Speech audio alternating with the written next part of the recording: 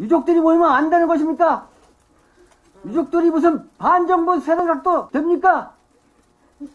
진상규명은 이 장관 파면에서부터 시작돼야 한다고 강조했습니다. 더불어민주당은 이상민 행안부 장관이 이태원 참사 책임을 지고 물러나는 건 유가족들의 뜻이라고 주장했습니다. 국민은 이번 참사의 법적 책임은 물론 정치적, 도의적 책임을 져야 할 가장 핵심 인사로 이상민 장관을 지목하고 있습니다. 저는 윤석열 정권의 이상민 장관 지키기를 지켜만 볼 수 없습니다. 이태원 참사 발생 한 달이 되기 전인 오는 28일까지로 시한을 못 박았는데 해임 건의안이나 탄핵 소추안을 발의하겠다는 이른바 최후 통첩으로 해석됩니다.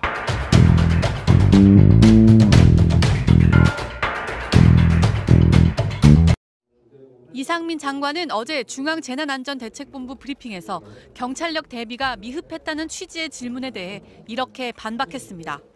경찰이나 소방 인력이 미리 배치함으로써 해결될 수 있었던 문제는 아니었던 것으로 지금 파악을 하고 있고요. 예년보다 특별히 우려할 정도로 많은 인파가 몰렸던 게 아니라는 겁니다. 사실관계에도 맞지 않고 주무장관으로서 책임을 피하는 발언이라는 지적이 나왔지만 이 장관은 분향소를 찾은 오늘 오전에도 정치적인 비판이라며 받아들이지 않았습니다. 정확한 사고 원인이 나오기 전까지는 섣부른 예측이나 추측이나 선동성 정치적 주장을 해서는 안 된다는 그런 취지입니다. 그러면서 집회와 모임 문화에 대한 반성이 필요하다는 취지의 언급까지 했습니다. 과연 경찰의 병력 부족으로 인한 사고였는지 아니면 근본적으로 우리가 집회나 어떤 모임에 있어서 시정해야 될 것이 있는 건지. 정부가 일선 경찰의 반발을 뚫고 경찰국 설치를 강행하던 지난 6월, 이상민 장관은 경찰 통제 강화 계획을 발표합니다. 윤석열 정부의 원칙은 헌법과 법률에 합치되게 내각을 운영하는 것이라며 잘못된 관행을 바꾸겠다고 했습니다. 경찰청 역시 대통령, 국무총리, 행안부 장관, 경찰청의 지휘 라인에 위치하고 있는 것입니다. 경찰의 권한과 역할을 규정하며 치안, 경비, 교통, 정보, 수사 등 공권력을 언제든지 사용할 수 있는 조직이고 우리 국민의 일상생활에 가장 큰 영향을 미칠 수 있는 기관입니다.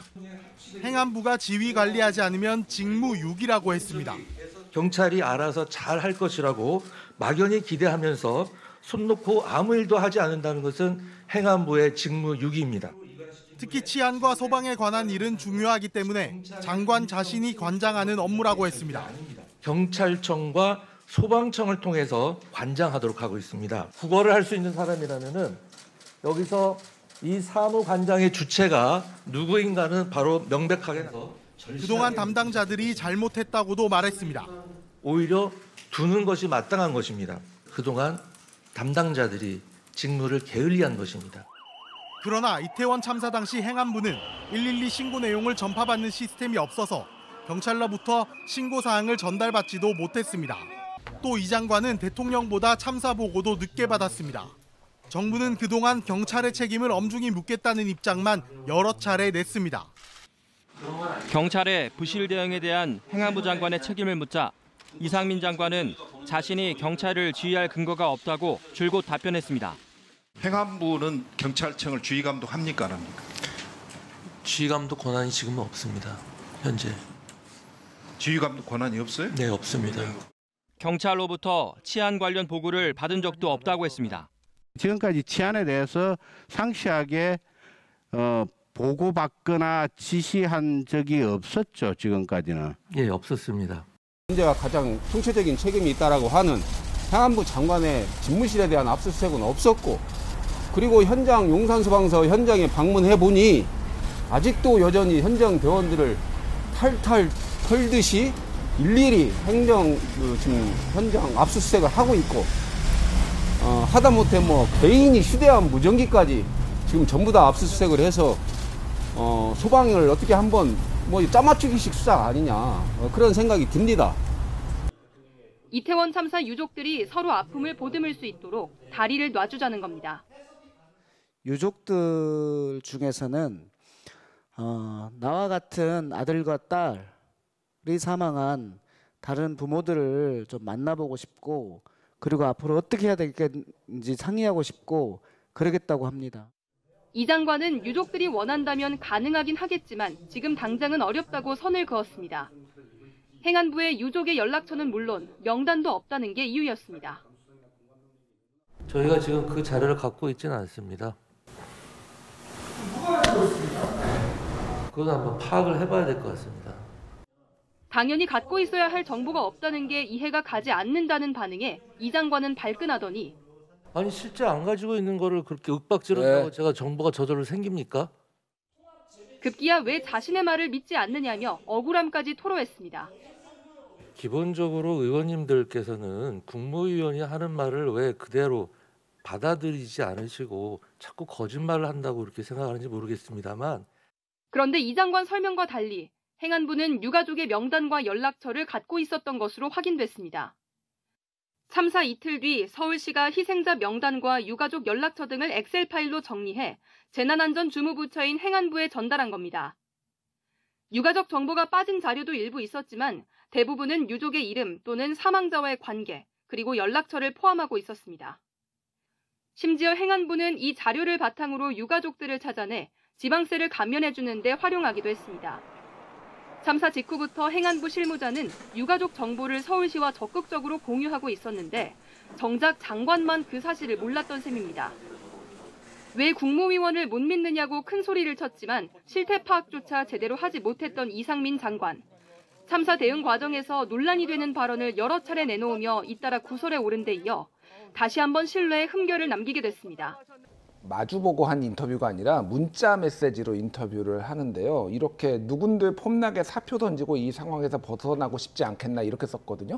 그거를 이상민 장관이 치고 있는 게 너무 좀 이상합니다. 그러니까 저런 단어, 폼나게라는 단어를 이렇게 문자로 굳이 막 말을 하다 보면은 이렇게 좀 그렇게 나올 수는 있는데, 그래서 저분이 지금 어떤 생각을 이 사태에 대해, 그러니까 이태원 참사에 대해서 어떤 생각을 가지고 있는지 좀 여실히 좀 드러났다라는 거고, 이거는 무슨 실언이나 이런 게 아니라 명확하게 이 사안을 이렇게 바라보고 있구나. 본인의 직함과 소속을 다시 한번 말씀해 주십시오. 어느 부처에 누구십니까?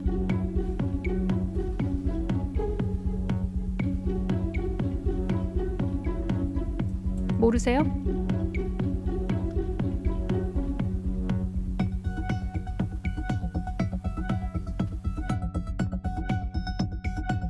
모르세요? 모르세요? 본인의 직함과 소속 모르십니까? 알고 있습니다. 말씀해 보세요. 행정안전부 장관입니다. 제가 지난 예결위 질의 때 법적 책임을 묻자 당연히 없다라고 굉장히 빨리 답변하셨어요. 장관님 판사셨죠? 법적 책임이라는 것이 장관님 판사셨죠? 행정적 책임도 있고 형사적 책임도 있고 또 정치적 책임도 있고 여러 가지 책임이 있을 수가 있는 것입니다. 그 중에서 장관님? 의원님께서 말씀하시는 것이 이상민 장관님 무슨 안 들리세요? 이상민 장관님 말씀을 해주시면 들리세요? 장관님 안 들리세요? 그냥 말씀하십시오. 들리세요? 질문하지 않았습니까? 말씀하십시오. 듣겠습니다.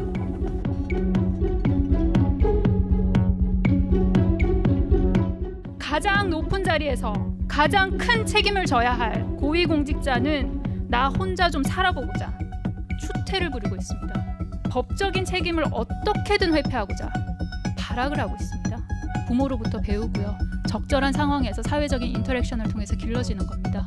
그동안 보고 배우지 못하신 것 같아서 굉장히 안타깝습니다. 세상 무엇과도 바꿀 수 없는 아들, 딸. 차디차게 돌아온 자식을 끌어안고 고통에 울부짖는 엄마, 아빠를 보며 눈물이 나고 분노가 치밀었습니다. 국가는 왜 존재합니까? 국민의힘 유승민 전 의원이 SNS를 통해 이태원 참사와 관련한 정부의 무책임한 처사를 강하게 비판하며 이상민 행정안전부 장관을 당장 파면하라고 촉구했습니다. 유승민 전 의원은 위험할 정도로 인파가 몰릴 것을 미리 예상하고 정부는 사전에 대비했어야 한다며 경찰을 미리 배치한다고 해결될 문제가 아니었다. 선동성 정치적 주장을 해서는 안 된다고 말한 장관부터 당장 파면하라고 목소리를 높였습니다. 155명이 숨진 이태원 참사와 관련해 책임 회피성 발언으로 논란을 빚고 있는 이상민 행정안전부 장관을 파면하라며 추모 기간 정쟁을 자제한다는 야당보다도 먼저 장관 경질을 촉구하고 나선 겁니다. 유 전 의원은 전쟁이 난 것도 아니고 건물이 무너진 것도 아닌데 아무런 잘못도 책임도 없을 수는 없다며 며칠 애도만 하고 지나간다면 또 다른 재앙이 기다리고 있을 거라고 강조했습니다.